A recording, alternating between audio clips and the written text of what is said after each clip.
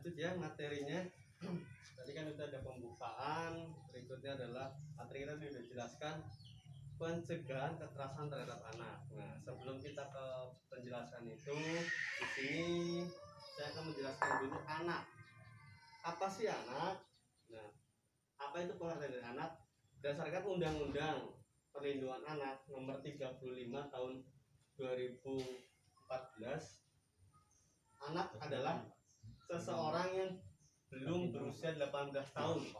Ya, belum berusia 18 tahun termasuk yang masih dalam kandungan. Jadi dari masih dalam kandungan itu sudah dikatakan anak sampai anak itu berusia 18 tahun. Kenapa 18 tahun? Nah, di sini dijelaskan bahwa menurut para ahli, pertumbuhan intelektual pada anak itu terjadi di 0 sampai 4 tahun itu baru 40%. Sedangkan usia 8 tahun itu meningkat 80%. Ketika usianya 18 tahun itu sudah 100%. Itu bisa dikatakan anak-anak. Kalau sudah lebih dari 18 tahun itu sudah bukan anak-anak lagi, tapi masuknya ke dewasa atau remaja. Itu lebih dari 18 tahun. Nah, hak anak. Berikutnya kita ke hak anak. Apa sih hak anak? Di sini dijelaskan bahwa hak yang melekat pada martabat manusia sebagai insan ciptaan Tuhan Yang Maha Esa. Sifatnya tidak boleh dilanggar oleh siapapun. Itu hak anak, tidak boleh dilanggar oleh siapapun. Ya, tidak boleh dilanggar. Kenapa tidak boleh dilanggar? Kalau melanggar itu sudah masuk ke pelanggaran nanti. Ada karena hak ini dilindungi oleh hukum hak anak. Dan lanjut, dan yang seolah-olah merupakan suatu holy area itu berdasarkan Umar Seno Aji. Holy area itu apa sih sebenarnya? Coba tahu nggak holy area itu apa? Nggak tahu. Nggak tahu ya holy area. Holy area itu adalah artinya area suci. Apa sih area suci? Masjid ya Pak? Bukan. Kalau itu batas suci kalau masjid. Kalau area suci itu adalah yang masih suci, masih bersih lah. Anak-anak itu masih bersih. Jadi apa yang mereka lihat, apa yang mereka pelajari itu akan tercipta di bisa datang otak mereka, mindset mereka, kebiasaan mereka di dalam hidupnya. Jadi kalau melihat orang tuanya suka berantem, nanti anak itu bisa tumbuh menjadi anak yang suka berantem juga. Karena merasa kebiasaannya itu seperti itu. Kebiasaan yang mereka lakukan seperti itu kebiasaan.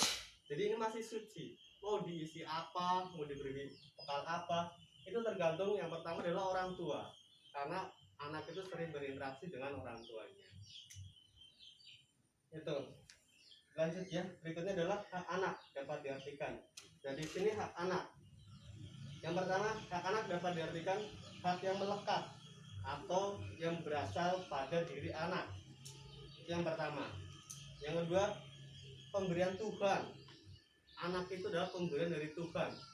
Anak itu membawa rezeki buat orang tuanya. Dan dari anak lahir itu sudah digariskan. Dia mau menjadi apa, rezekinya seperti apa, itu sudah ada. Yang berikutnya adalah hak anak sejak dilahirkan bahkan saat di dalam kandungan. Selama dalam kandungan, anak juga punya hak. Apa saja sebenarnya hak anak? Yang pertama ada anak berhak untuk hidup. Itu pasti yang pertama.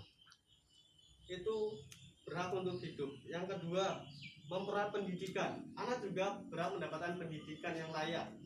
Yang ketiga, hak kesehatan. Juga dapat kesehatan. Berikutnya adalah hak perlindungan. Mereka juga perlu dilindungi. Dan juga hak menyatakan pendapat. Dan pendapat anak itu juga harus didengarkan. Walaupun bisa dikatakan masih anak-anak. Banyak orang tua yang tidak mendengarkan pendapat anak, kadang-kadang menyepelekan anak. Justru itu adalah salah kalau seperti itu. Anak punya pendapat apa, kita dengarkan. Kalau baik, ya kita arahkan. Kalau salah, kita koreksi. Itu di situ tugas kita. Lanjut lagi, kewajiban orang tua untuk memenuhi hak tersebut. Orang tua wajib memenuhi hak-hak anak, ya seperti tadi pendidikan, terus kesehatan, perlindungan, itu orang tua wajib.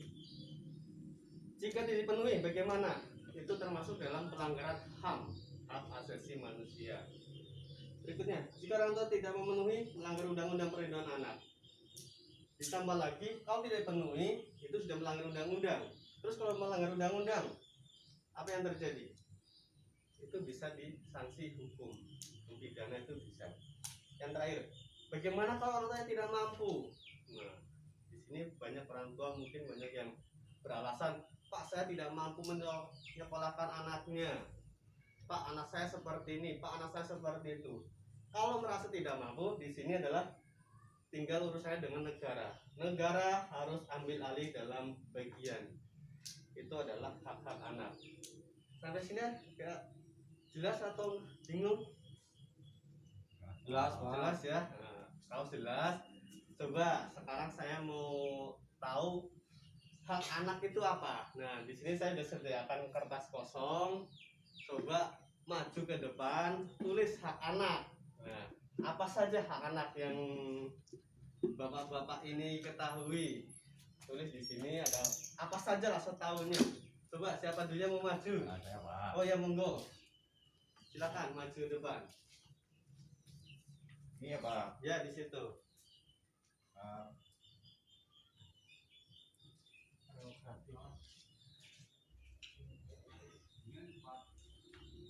Apalagi coba sebanyak-banyaknya nggak apa-apa, semakin banyak semakin baik.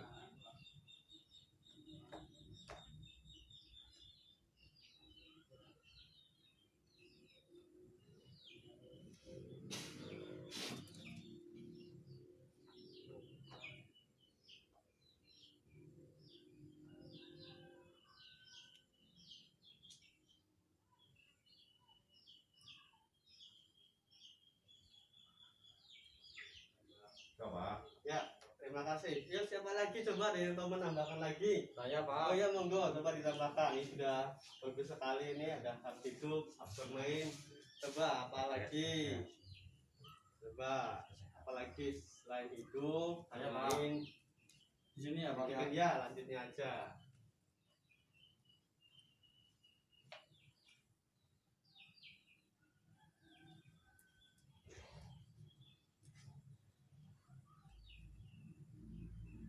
Masih nangkong, Pak. Berdiri, agak berdiri nulisnya. Miring. Nah, Gitu ya. Ah. Tuh fotonya baru tadi, baru beli. Oh iya.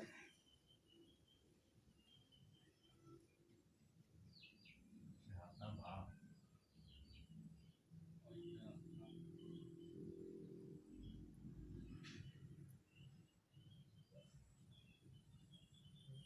Apa lagi? Ada hak Apa saya lupa kok. rekreasi, hak kesehatan, pendidikan udah. Oh iya. Udah, lagi coba Nah, itu loh, Pak. Kalau berbicara apa ya? Mengemukakan apa ya? pendapat. Oh, Ya, iya. betul banget. Coba. Hmm. Hmm.